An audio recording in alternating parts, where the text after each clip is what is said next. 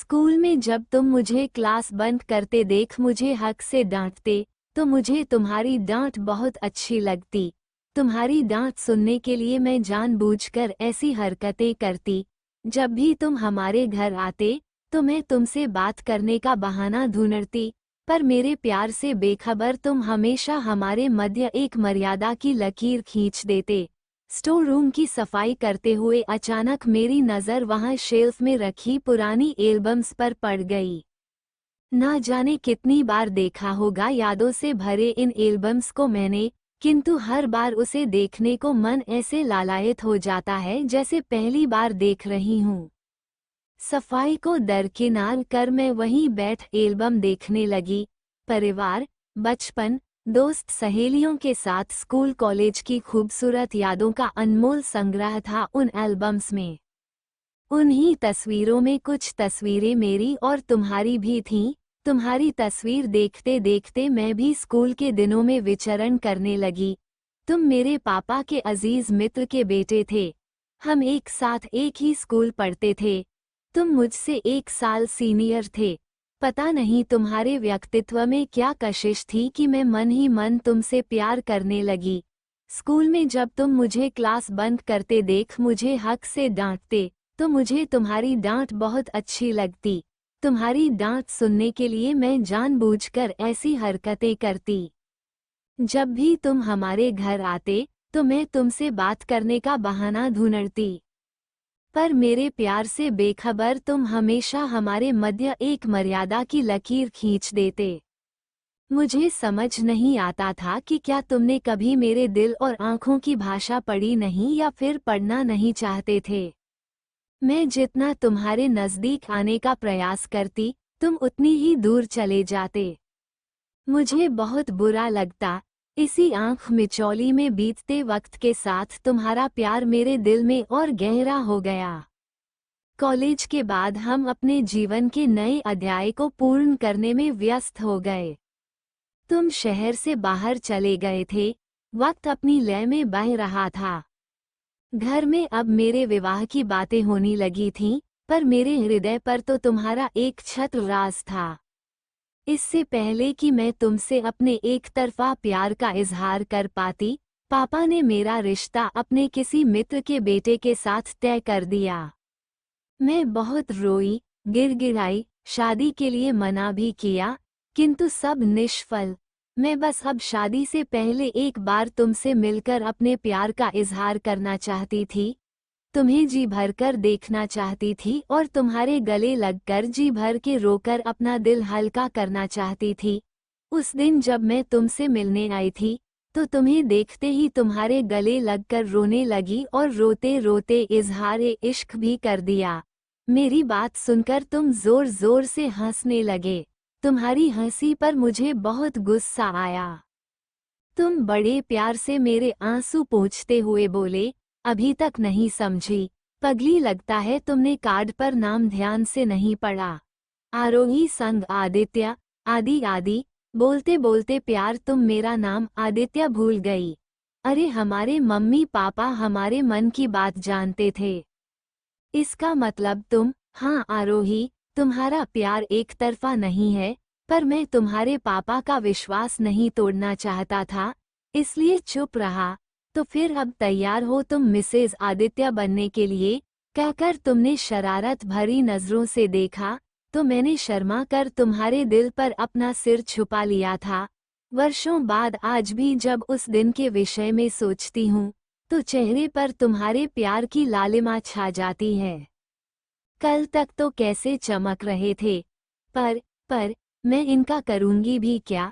कितने तो भरे पड़े हैं, बेकार ही उठा लाई। कल ही वापस लौटा दूंगी। हाँ, यही ठीक रहेगा। हीरे तो नकली न थे, नजरें भी वही थीं, पर शायद नजरिया बदल रहा था। नीले लिफाफे पर लिखावट जानी पहचानी तो थी, पर तुरंत ही पकड़ में न आई। किसकी चिट्ठी है, देखूं तो जरा।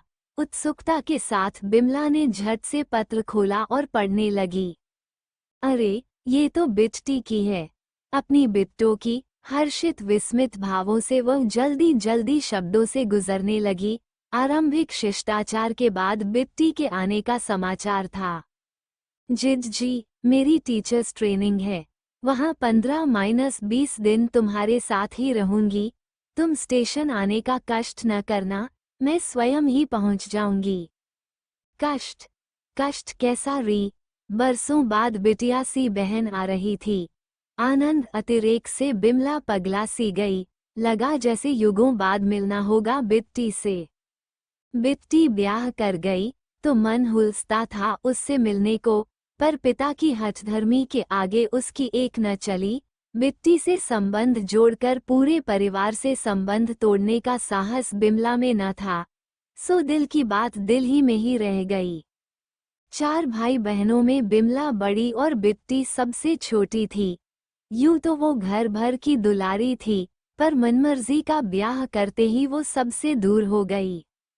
अपनों से अलग कितनी अकेली पड़ गई होगी उनकी बिट्टो।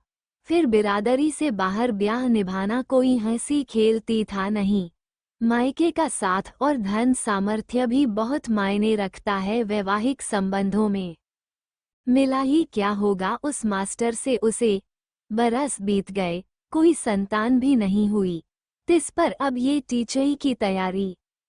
पर बरस भर पहले मौसी को मिली थी उनके दूर की रिश्तेदारी के किसी ब्याह में, वही बता गई थी बिमला को, न धन की साड़ी न मन के गहने, क्या से क्या हो गई हमारी बच्ची। बेचारी बिट्टी। बिमला का मन कसला हो आया। पिता की मानती तो आज राजरानी होती। ऊंचा घराना, राजसी ऐश्वर्य सभी पर लात मारकर भाग खड़ी हुई अभागी। ब्याह के मामले में बेटियों की इच्छा अनिच्छा का मान रखना तो पिता ने कभी जाना ही न था। फिर शायद उन्हें बिट्टी और मास्टर के संबंधों की भनक भी पड़ गई थी। बिट्टी भी कम सयानी न थी। बात समझते ही उसने अपने संबंधों की स्थिति स्पष्ट कर दी। पिता को मनाया, मान से मनुहार से, पर जब उन्होंने एक न सुनी तो बिट्टी ने भी मन की करने की ठान ही ली। घर में ब्याह की तैयारियां चलती रहीं और उसने कोर्ट कचहरी में विवाह कर लिया। बात सुनते ही हड़कंप मच गया। लड़की की हिम्मत तो देखो, और पढ़ाओ लड़कियों को। पढ़ाई के बहाने बस यही नैन मटक्का चलता है आजकल। कुलछिनी भागी भी तो अपने ही मास्टर के साथ। पर बिट्टी भागी ही कहाँ थी। बालिग और शिक्षित होने के साथ साथ वह साहसी और आत्मविश्वासी भी तो थी। विधिवत विवाह कर दुर्वासा से क्रोधी पिता से आशीर्वाद लेने वह पति सहित पीहर भी जा पहुंची थी, पर उसे तो देहरी भी न लांघने दिया गया, द्वार से ही वापस विदा कर दिया गया। अवज्ञा को पिता ने अपना अपमान माना और अपनी लड़की के दुस्साहस को उन्होंने जीवन पर्यंत माफ न किया। माँ बिट्टी से मिलने के लिए छटपटाती तो वे उस पर भी बरस पड़ते, मेरे जीते जी ये असंभव है बिमला की माँ, मेरे मरने पर चाही तो बुला लेना। फिर हुआ भी वही। पिता की मृत्यु पर माँ को सांत्वना देने ही बिट्टी ने मायके की देहरी लांधी। पर तब अस्वस्थता के कारण बिमला असमर्थ थी। वह तो पिता की 13वीं में भी न पहुँच पाई। बिट्टी से तो वो अब मिलेगी, युगों से बीते बरसों के बिछोह के बाद। रूखे बाल, सूखा चेहरा, सलवटे पड़ी हुई साधारण सूत की साड़ी। पता नहीं सफर की थकान थी या फिर जीवन का अभाव। पहली ही दृष्टि में बिट्टी बिमला को निर्बल निरीह सी दिखी। द्रवित हृदय से बिमला ने बहन को बाहों में बांधा तो शब्द बेमानी बन गए, वाणी व्यर्थ हो गई। पर भावनाओं में बहता मन था कि कितना कुछ कहता सुनता रहा। सयत्न सहज हो दोनों ने ही चुपके से आंखें पोंछ लीं। बहन को सामान्य करने के लिए वार्तालाप का सूत्र बिट्टी ने ही टटोला। देख रही हूँ बड़े ठाठ है मेरी जिज्जी के ये शानदार कोठी, ये खूबसूरत बगीचा और इतने प्यारे प्यारे ढेर सारे फूल। वो मासूमियत से मुस्कुराई। तू तो इससे कहीं अधिक सुख सौभाग्य की स्वामिनी थी पगली। बिमला का सोच अनकही गया। आते ही क्या अंगारों को कुरेदना। चल पहले नहा धो ले, फिर बैठकर बातें करते हैं। उसने बिट्टी को पुचकारा।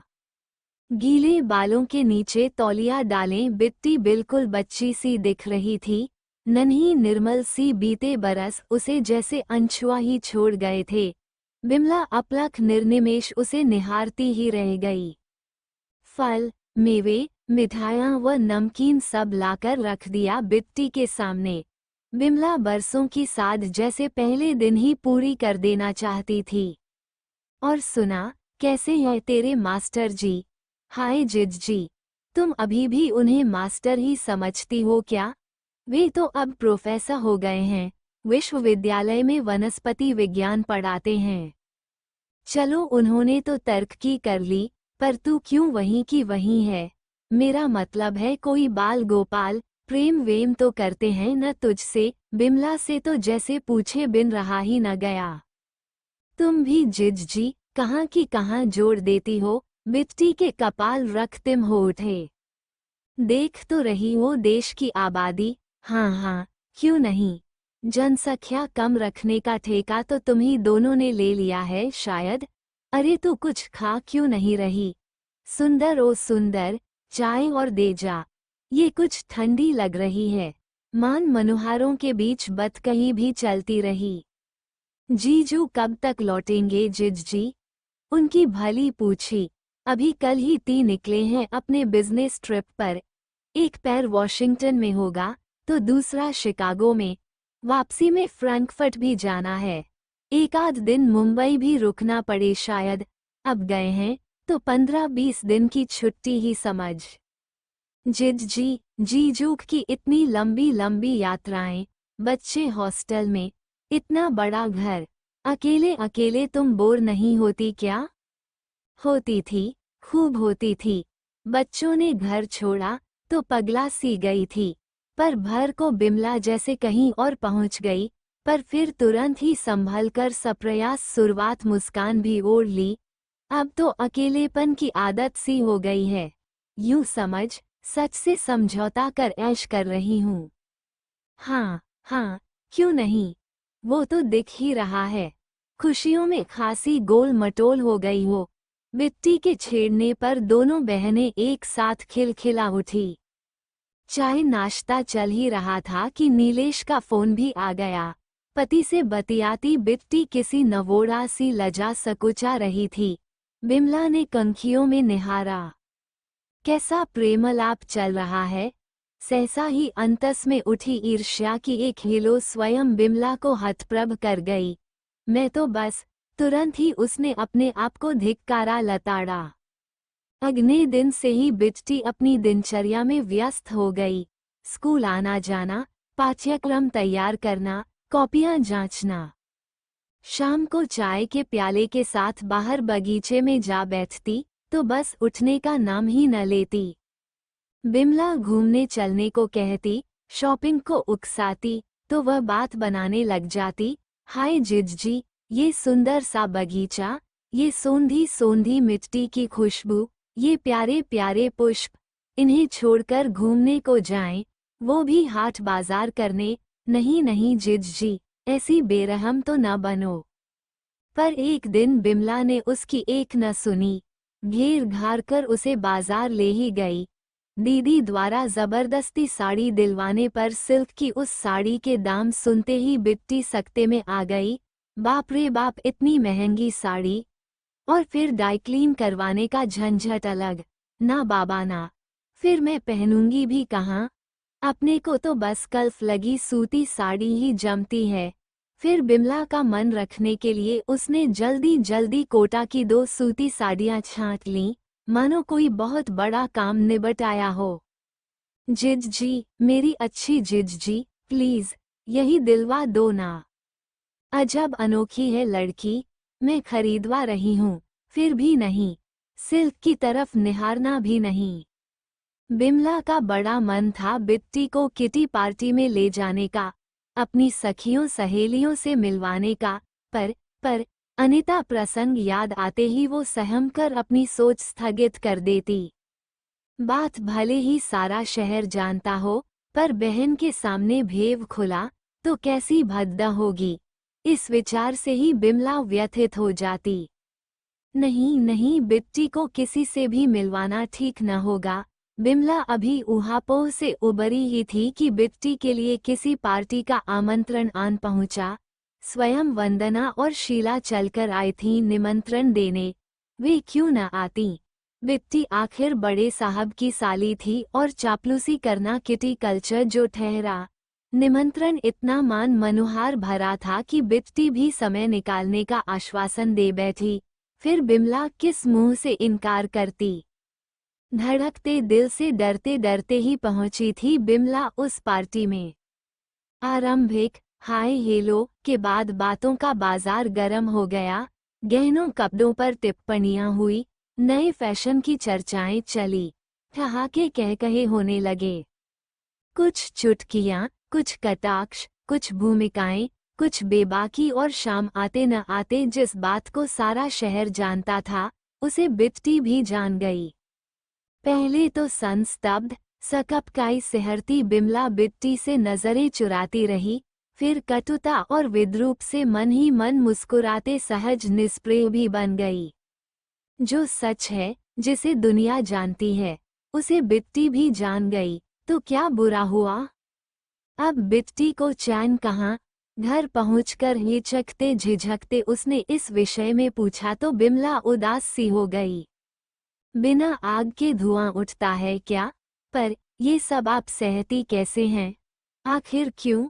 बिमला की उदासीनता ही बिट्टी को उत्तेजित कर गई। और उपाय ही क्या है। किसी के प्रति उनकी आसक्ति को लेकर बखेड़ा खड़ा करूं, ऐसा मुझमें है ही क्या। कहाँ कार्तिकेय से सजीले तेरे जीजा और कहाँ मैं। तिस पर वे उच्च शिक्षित, मैं अल्प शिक्षिता। उनके व्यक्तित्व के आगे मैं कहाँ कहीं ठहरती हूँ। पर जिजी, उन्होंने आपके साथ विवाह किया है, अपनी मनमर्जी से। यही तो मुश्किल है बिट्टी, मर्जी तो हम दोनों की ही नहीं जानी गई। अभिभावकों ने आपस में मिलकर ही सब कुछ तय कर लिया। फिर पिताजी ने कन्या के साथ साथ इतना सारा धन द्रव्य भी दान किया कि सभी की आंखें चुंधिया गई। उसी चोद के उतरने पर ही तो पता चला कि कैसा बेमेल विवाह था हमारा। बिमला ने एक ठंडी सांस भरी। अब यदि क्लेश कटुता करूं तो दूरियां और बढ़ेंगी। फिर अब तो अनिता का ट्रांसफर भी हो चुका है और विवाह भी। तेरे जीजू किससे कितना मिलते हैं मैं नहीं जानती, मैं नहीं पूछती। अब तो बीती को भूलने में ही भलाई है बिट्टी। बिमला ने साड़ी के घेर से आंखें पोंछी। फिर जिजी, आप ऐसी जगह क्यों जाती हैं जहां जानबूझकर लोग दिल दुखाने वाली अंत संट अनर्गल बातें करते हैं। अब बिट्टी, यदि पार्टी और क्लब भी न जाऊं तो दिन भर करूं क्या।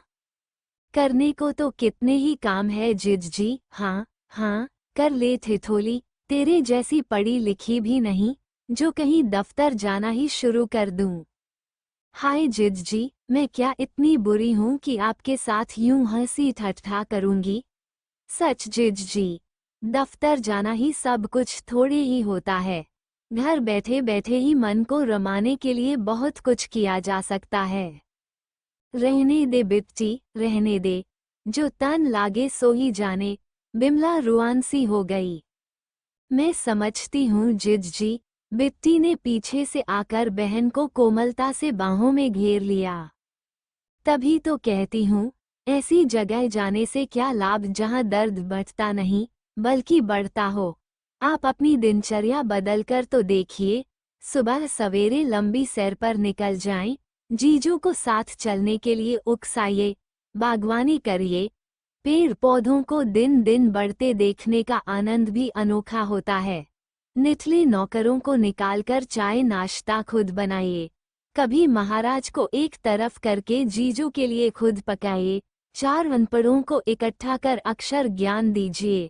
आपके अपने नौकरों के ही कितने बच्चे स्कूल नहीं जाते उनके लिए।